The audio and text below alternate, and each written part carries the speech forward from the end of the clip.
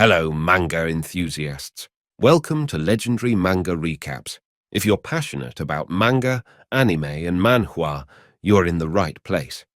Today, we're diving into the manhwa, Tales of Demons and Gods. It is a fantasy story filled with action, adventure, comedy, and romance. Since we're just starting out, please hit the subscribe button. We'd love for you to be among the first to join our community. Now, without further delay, let's dive right into the story. Our story begins in a part of St. Ancestral Mountain. The area outside has been taken over by snow wind beasts, and the people living here have been cut off from the outside world for hundreds of years. Long ago, powerful empires ruled the outside world, but they were all destroyed. The hidden city within the mountain, called the Glory City, is a beacon of hope for humanity. Even though it faces constant attacks from the beasts and goes through tough wars, the people always rebuild it. It's a symbol of their strength and determination. In the Holy Orchid Institute's class for fighter apprentices, some students are talking about their new teacher. She's from the Sacred family and holds the prestigious silver rank in demon spiritualism. The Sacred family is a big deal in the city. The teacher explains that both fighters and demon spiritualists have 5 levels: bronze, silver, gold, black gold, and legend rank, each with its own star levels. Fighters rely on their strength, while demon spiritualists, like the teacher, can fuse with demons to gain extra power. The teacher reveals that her spirit is a scarlet flaming fox, a gold rank beast. This means she can reach the gold rank in spiritualism, and when she does, she can replace her spirit with an even stronger one. The students are buzzing with excitement, except for one named Nie Li. He seems dazed. He suddenly wakes up from his stupor and realizes he's in Holy Orchid Institute.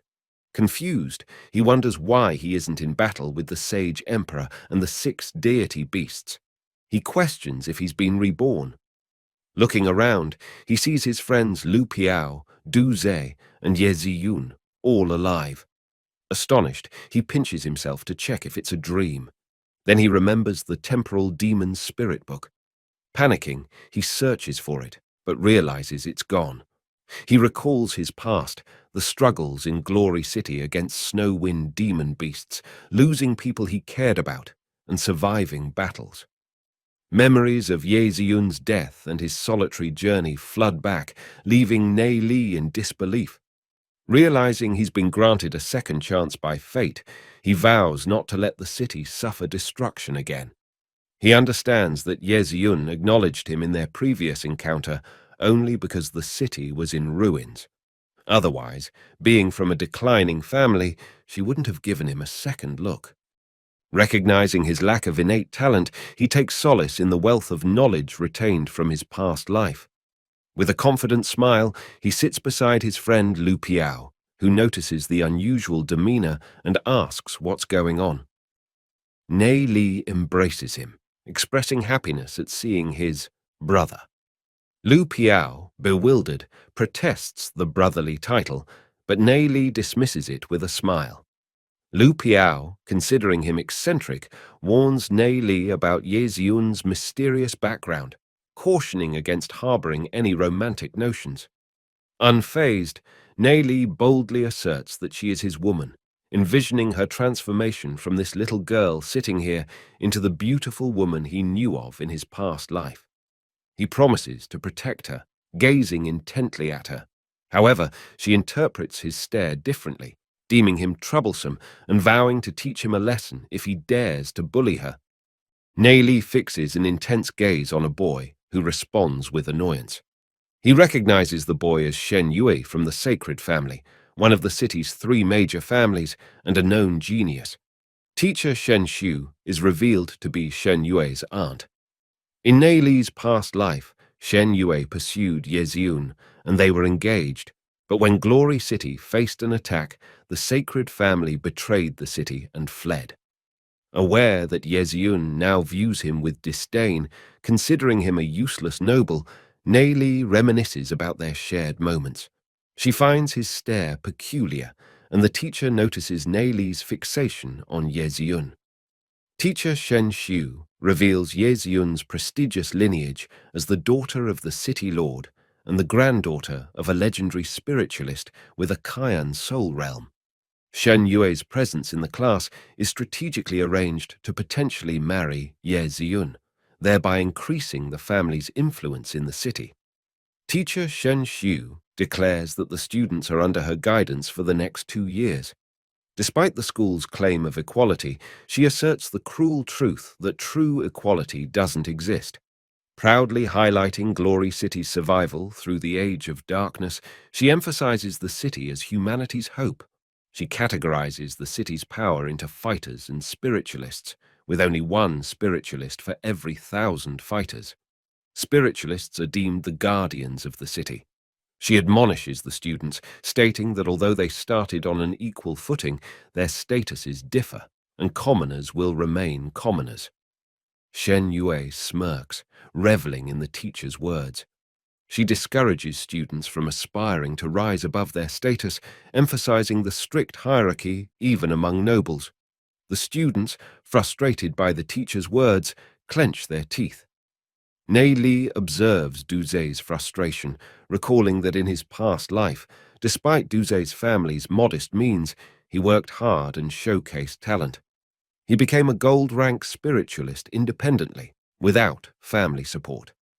Nie Li recalled how commoners like Du Zhe had bravely fought for Glory City until the very end. Disturbed by the memory of the sacred family's betrayal, he raised his hand to question the teacher. Seeing this, the teacher assumed Nie Li, driven by a desire for trouble, was now meddling in Ye Ziyun's affairs. She inquired about his question. Nie Li asked if the teacher had any evidence to support the claim that they were the last survivors. He questioned whether she had ventured beyond St. Ancestral Mountains to make such assertions. The students began to murmur at his bold inquiry. Annoyed, the teacher challenged Nie Li, asking if he had proof to counter her statement. Nie Li smirked and dismissed the need for evidence, opting instead to share a story. He narrated the tale of a frog confined to the bottom of a well, believing the sky to be only as wide as the well's opening.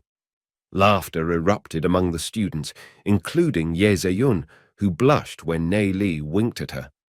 Observing the interaction, Lu Piao applauded his friend for not only challenging the teacher, but also playfully teasing Ye Ziyun. Suddenly, Nie Li pointed out that the teacher had mentioned commoners would always be commoners. He questioned if she was aware that Lord Ye Mo too was a commoner in his youth. The students suddenly grasped the truth. Lord Ye Mo was indeed a commoner by birth. The teacher acknowledged that in the city's 100-year history, Lord Ye Mo was the only one to reach its peak. Nie Li seized the moment, smiling and pointing out the apparent contradiction in the teacher's earlier statement about impossibilities. Annoyed by Nie Li's audacity, the teacher dismissively labeled him a smartass and challenged him to prove his talent. She revealed his details: a red soul realm, a current soul force of 5, and physical strength of 21. She berated him, claiming his talent could only lead to reaching the bronze rank as a fighter, deeming the aspiration to become a spiritualist impossible. The students, adopting a patronizing demeanor, regarded Nie Li as inferior even to the weakest commoners. Shen Yue viewed Nie Li with disgust, considering him unworthy of the city's higher classes.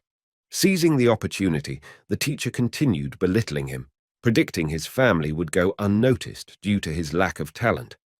Undeterred, Nie Li challenged the notion that a person's future is decided solely by the soul realm.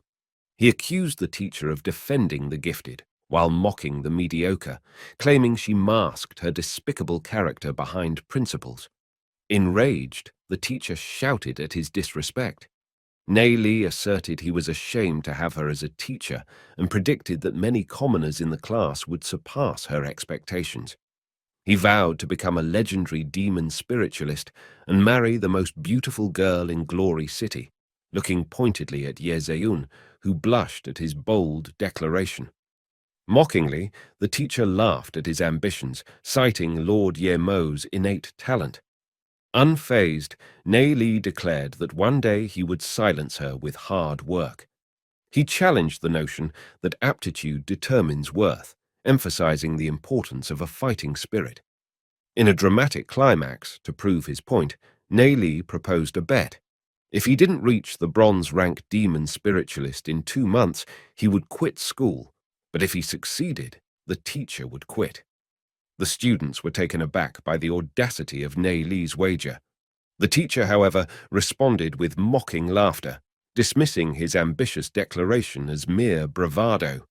Nie Li, however, remained calm and collected as he accepted his assigned punishment, standing at the back of the class, secure in his belief that the teacher would not regret agreeing to the terms of the bet. As whispers of the supposedly future legend facing punishment and concerns of imminent withdrawal circulated among the students, Duze, recognizing that Nie Li was standing up for commoners, joined him at the back. Lu Piao did the same. Inspired by Nie Li's bravery, other commoners supported him, seeing him as a symbol of challenging the rules set by society. This set the stage for a clash between the traditional way of thinking and Nie Li, who became a symbol for those challenging what society expected of them in the classroom. With Nie Li and the others standing at the back of the classroom, the teacher proceeded. She disclosed the results of everyone's soul force test, revealing that Ye Ziyun had the Kaian soul realm with a soul force of 86, while Shen Yue and Ninga both had a green soul realm with a soul force of 78. She congratulated them as they were on track to reach the one-star bronze realm soon. Excitement buzzed among the students, speculating that with such talent, these students would reach the legend ranks in their lifetime. Meanwhile, Nie Li pondered on Xiao Ning'er, the first child of the prestigious Xiao family. In his past life, she became a silver-rank demon spiritualist, but familial pressure led her to an unwanted marriage, and she disappeared into the Black Devil Forest, never to return. Recalling the past, Nie Li vowed to help her if given the chance. Amidst his contemplation, the teacher announced the upcoming test in 2 months, expressing hope for more one-star bronze-rank demon spiritualists, a source of pride for the institute. Lu Piao explained the criteria for reaching one-star bronze rank, emphasizing the difficulty of achieving a soul force of 100. He said that soul force is classified into 7 colors, namely red, orange, yellow, green, cyan, azure, and indigo. Shen Yue, benefiting from the sacred family's resources, would easily reach a soul force of 100 in 2 months. Shen Yue, confident in his worthiness of Ye Ziyun, scoffed at Nie Li's bet and doubted his ability to reach one-star bronze rank. The teacher scrutinized Nie Li, hinting at skepticism about his potential. Lu Piao inquired about Nie Li's feelings for Ye Ziyun, receiving an open affirmation. Recognizing Ye Ziyun's noble status, Lu Piao advised Nie Li to be realistic. Duze intervened, urging practicality and highlighting Ye Ziyun's imminent advancement. Lu Piao and Duze bantered about priorities. Nie Li suddenly pledged to make them the strongest demon spiritualist. Lu Piao expressed contentment with becoming a fighter, deeming it challenging to achieve demon spiritualist status with his red soul realm. Duze questioned what is the use of becoming a fighter, highlighting the disadvantage against a demon spiritualist of the same rank. To this, Lu Piao thoughtfully stated that he did not wish to become a legend rank fighter, stated satisfaction with reaching the gold rank, leaving Duze completely stumped with his answer. Nie Li interjected, asserting that following his guidance and standing firm would lead them to become powerful demon spiritualists. Lu Piao, looking bewildered, inquired about the difficulty. Nie Li assured it wasn't hard, though it required a substantial amount of money. Lu Piao, willing to spend, proudly mentioned his savings of 2,000 spirit coins. Nie Li, visibly concerned, revealed they needed a few million coins, shocking both Lu Piao and Duze. Nie Li hails from the Heavenly Marks family, a once prestigious lineage now facing decline. The family's patriarch boasts a one-star gold-rank demon spiritualist status. However, their financial struggles become evident as their yearly expenses, notably the hefty 300,000 demon spirit coins allocated for the children's school fees, threaten to overwhelm them. Forcing them to sell off their family businesses for sustenance, the Heavenly Marks family still hope that the younger generation enrolled in the Holy Orchid Institute could potentially revive the family's former glory. As the school day concludes, students spill out onto the bustling streets where various vendors showcase their wares. Among the array of goods, a vendor catches the students' attention with a bronze armor priced at 60,000 demon spirit coins. Shocked by the steep cost, onlookers hear the vendor's defense: a bronze rank armor adorned with a unique snow wind pattern, crafted from the blood of a challenging-to-hunt snow wind banshee, endowing the gauntlets with formidable attack capabilities. Amidst the commotion, Lu Piao voices his disbelief at the cost of a mere bronze rank armor, pondering the expenses of silver and gold rank alternatives. Nie Li, seemingly on a quest, scans the shops with anticipation. Lu Piao spots Shen Yue at a stall and notices Ye Ziyun among her friends. Shen Yue, seeking to flaunt his wealth, decides to purchase the bronze rank gauntlet, leaving the crowd astounded. As Shen Yue proudly turns away, having paid the 60,000 spirit coins, Lu Piao and Du Ze are left speechless. The girls cheer for Shen Yue, who revels in his smugness while staring at Nie Li and his friends.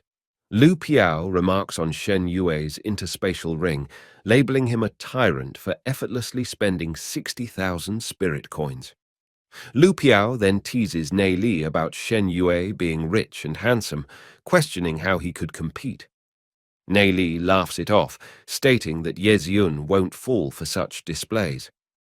Nie Li understands that Ye Ziyun seeks friendship with Xiao Ning-er, but their disparate statuses have driven them apart.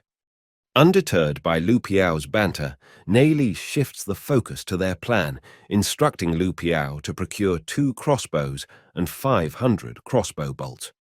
He provides the cost details and instructs Lu Piao to meet them at the school's training grounds after the purchase.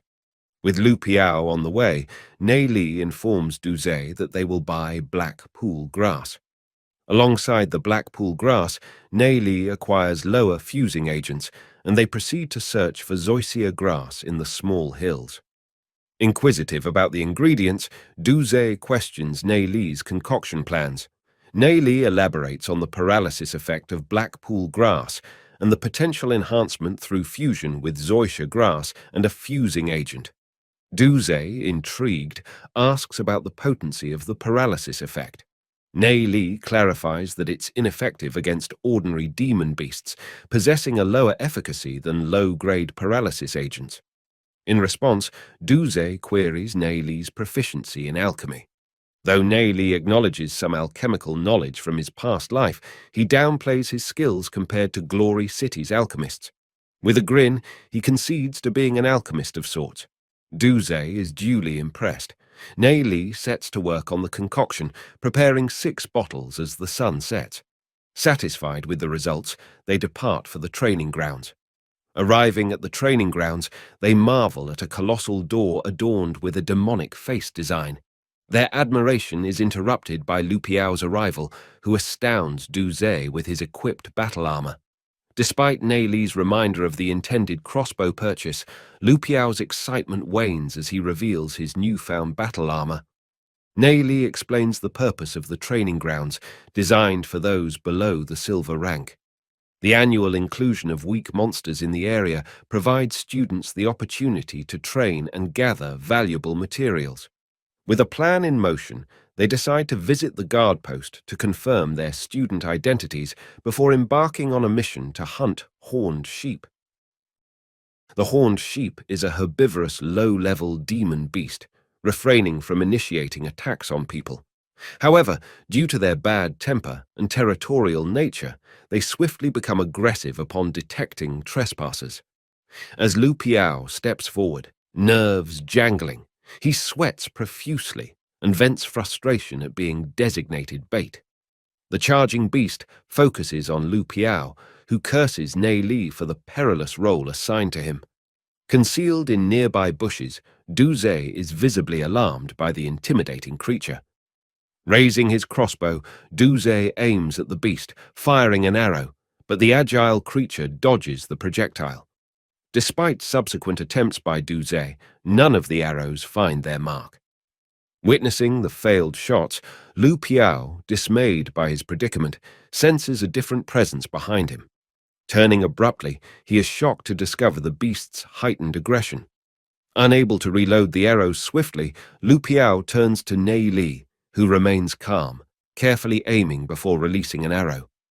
The shot pierces the beast's hindquarters, causing it to crash into a nearby tree, skidding to a halt with a final bleat before falling silent. With the beast subdued, Lu Piao questions its fate, prompting Duze to reveal the efficiency of the anesthetic drug they used. Unaware of the drug, Lu Piao voices concern, criticizing Nie Li for involving him as bait. Nie Li, unfazed, nonchalantly remarks that had Lu Piao not run, the beast would have fallen into the trap much earlier. Duze praises Nie Li's archery skills, to which Nie Li modestly scratches his head in embarrassment. The trio then proceeds to collect essential items from the subdued beast, including horns, neck fur, demon crystal, and demon spirit. Excitement ensues as they anticipate the lucrative earnings from selling these materials. Calculating the potential profits, 5 coins for horns, 3 coins for fur, and 5 coins for the demon crystal, they realize the potential to earn over 1,000 coins in a day with diligent effort. Nie Li declares their intention to continue hunting through the night. Lu Piao is tasked with selling their harvest at the purchase counter, while Nie Li resumes hunting. As day breaks, they tally their accomplishments, having hunted over 120 horned sheep in a single night and sold the materials for over 1,400 coins. This routine persists for the next 7 days, with the trio attending classes during the day and hunting at night. On the 8th night, exhaustion overtakes Lu Piao and Duze, while Nie Li remains undeterred. Despite the weariness, Nie Li reveals their impressive earnings of over 16,000 coins. Lu Piao and Duze express their intention to rest. Nie Li instructs them to find a secure spot and ventures into the forest alone, hoping to encounter something intriguing. In the forest, Nie Li senses a presence, guiding him toward a source of sound. Concealed in the bushes, he observes a woman bathed in cyan light, a clear indication of her imminent entry into the bronze rank. Careful scrutiny reveals her identity as Xiao Ning. Nie Li observed Xiao Ning diligently cultivating her soul energy, thinking she was hard-working. However, he realized her efforts were leading to a potential illness. Aware of the danger, he couldn't ignore it, knowing she might lose her life if she continued this way. Making a decision, he emerged from his hiding spot. Startled, Xiao Ning turned with a dagger in hand, questioning who was there. Nie Li, raising his hands, urged her to put away the blade. She asked him why he was there, and he awkwardly replied with the same question. She replied that she was cultivating. He said he was just taking a walk. She told him not to lie, as she knows that he and his friends were hunting. Realizing he couldn't hide the truth, he confessed about hunting horned sheep with his friends. He thought about why she asked if she already knew, and found women troublesome. She turned to resume her cultivation, and Nie Li claimed he would leave, though he continued staring at her. Annoyed by his stare, she asked him to go, but he remained standing and asked if she felt a burning sensation in her feet at night. Surprised, she inquired how he knew. Nie Li calmly mentioned knowing more and explained her condition, extreme coldness syndrome. He revealed the negative impact on her body and warned of the potential consequences if she reached the bronze rank. Xiao Ning, disheartened, shared her struggles and asked for his help with tears in her eyes. Nie Li assured her the illness could be treated with a special massage technique and prescribed daily use of a medicine for a month, but it was crucial for her not to cultivate in the night any longer. Nie Li then asked to take a look at her cultivation technique. Xiao Ninger handed him her soul cultivation technique. As their hands touched, she blushed and withdrew. Nie Li read through the technique and criticized the technique as low level, linking it to her syndrome. Despite her defending it as her family's sixth best technique, he continued suggesting improvements. After explaining the changes, he noticed her shocked expression and noticed she had not listened to anything he had said. She asked him to repeat it, as she wanted to note it down. As Nie Li repeated the changes, Xiao Ninger marveled at their depth, realizing they were more profound than anything she had learned previously. She questioned how high must one's understanding of soul energy be to amend a high-level technique. Considering even her family patriarch might struggle to accomplish such a thing, and acknowledged Nie Li's cultivation comprehension, surpassing a black gold rank spiritualist. Despite being the same age, the gap between them was evident, making the past mockery from their teacher and classmates laughable. She foresaw Nie Li reaching the legend rank. Lost in thought, Nie Li finished explaining the changes, and seeing her silence, asked what she was pondering. Flustered, she denied thinking about anything, and inquired if he knew the redirection technique. Blushing, Nie Li admitted knowing it, but expressed hesitation due to the intimate nature of the massage. She assured him it was for her well-being, and he accepted, instructing her to keep the cultivation technique scroll. Nie Li planned to treat her every 3 days and advised her on the prescribed medicine. He asked about her bruises, and she pointed to one on her right foot. Nie Li noted its severity, and as he prepared to start, a blue flame appeared on his fingers. Seeing her blush, he realized her embarrassment but focused on the task. During the massage, he clarified his feelings for Ye Ziyun and expressed gratitude for their friendship. Xiao Ninger moaned initially, but felt relief as the pain reduced. She thanked Nie Li, who assured her of minimal remaining pain. Expressing gratitude again, Xiao Ninger blushed heavily and admitted another bruise. Nie Li asked its location, but she couldn't say, only blushing more. Curious about Nie Li's feelings for Ye Ziyun, she learned of his one-sided affection. Reflecting on his unrecognized talent, she believed it would shine through one day. Determined to keep up with her peers, she unbuttoned her dress to reveal another bruise. Nie Li, shocked and blushing, watched wide-eyed as she removed her dress, leaving him with a bright red face. Observing Xiao Ninger removing her dress, Nie Li questioned the appropriateness, emphasizing his decency. Embarrassed and angered, she smacked his head for the comment. Motivated by the smack, Nie Li declared he couldn't worry about useless things for the sake of treatment, though he couldn't help staring at her figure. Despite nervously gulping at her beauty, he noticed a deeper bruise on her ribs. Amazed at her resilience, he prepared the blue flames to continue the treatment. It was their first intimate contact, both sweating profusely. Despite Xiao Ninger's strength, the family's cold shoulder and illness left her feeling lonely and helpless. Seeing Nie Li's efforts, she desired someone to depend on. Moments later, with a bright smile, Nie Li announced the treatment's completion. As she dressed, Xiao Ninger sincerely thanked him. Nie Li advised rest for the next few days, assuring relief, and promised to continue treatment every 3 days to address the root problem. He warned against practicing demon spirit cultivation at night before reaching the green bronze rank due to potential repercussions from absorbing too much moonlight essence. Getting up and stretching, Nie Li announced his departure. Xiao Ninger thanked him again, acknowledging the dire situation he averted. She offered help if needed, and he promised to ask when necessary. Smiling, he walked into the forest.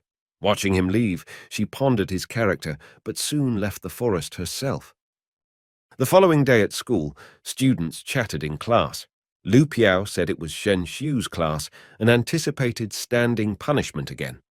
Lu Piao complained about not learning a thing as they discussed irrelevant topics about the interaction between noble classes. with Du Zhe suggesting they wait for Nie Li to become a bronze star rank spiritualist in 2 months to skip Shen Xu's class forever. Shen Yue, hearing this, scoffed at the idea, doubting Nie Li, a supposed trash, could achieve the bronze rank in 2 months. As students played around, Nie Li focused on thoughts of winning Ye Ziyun's affection. Xiao Ninger stood up and proceeded to walk in Nie Li's direction, drawing attention with speculations about Nie Li antagonizing her. Even Ye Ziyun wondered if Nie Li had teased Xiao Ninger, thinking he deserved punishment. Xiao Ninger approached Nie Li's seat, causing Lu Piao and Du Zhe to consider possible actions if she attacked him. With a spirit force of 5, they knew they couldn't match her. Nie Li, smiling, greeted Xiao Ninger, thinking about the awkwardness from the previous night. To everyone's surprise, she presented a homemade lunchbox, explaining it was breakfast with various options since she didn't know his preferences. All right, viewers, that brings us to the end of this part of Tales of Demons and Gods. If you enjoyed the story so far, don't forget to hit that like button and subscribe for more legendary content. What are your thoughts on this chapter? Any wild theories or predictions for the next one? Let's keep the conversation going in the comments below. And if you want to stay updated on all things legendary manga recaps, make sure to ring that notification bell. Thanks for joining us on this manga-filled roller coaster. Until next time, keep the pages turning and stay legendary.